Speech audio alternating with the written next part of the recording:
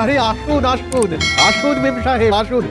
আমার কি সৌভাগ্য, স্বয়ং বড়লাট সাহেবের মেয়ে আমার রাজ্যে ঘুরতে এসেছেন। ইয়েস ইয়েস খাম্বা চাচা, আসলে আমার ফাদার আমার বাবা ঠিক করেছিলেন যে তিনি আমাদের নিয়ে এই নিউ ইয়ারে আপনার এই রাজ্যে সেলিব্রেট করতে আসবেন, বাট তিনি একটা ইম্পর্টেন্ট কাজে ফেসে যাওয়ার জন্য এখানে আসতে পারিলেন না।